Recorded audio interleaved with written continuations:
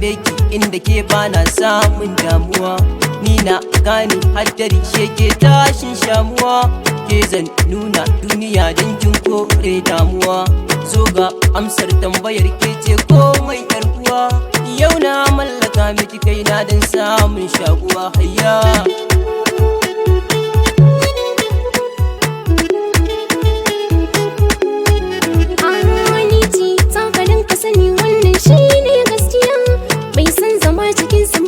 shi za ya yi moriya.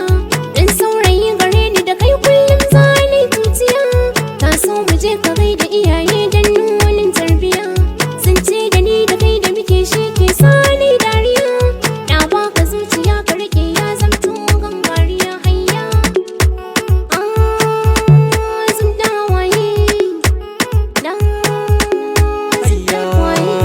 zuciya ta aiko ni, na yi zaɓi an bani.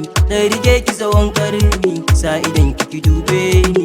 Da shigar ki mamaki, inda zaɓi na baki. Marni zan kamo zaki, dan ki gane ina san ki.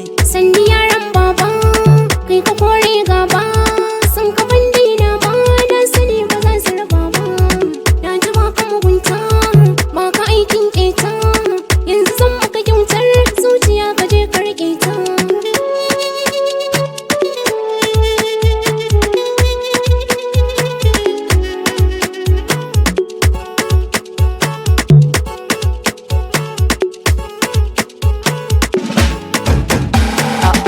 Aniyar tafiya gajiya babu gwanki zani ki ban kauna. Sai ka rike karfe wata ran dole zan kira ka da angona.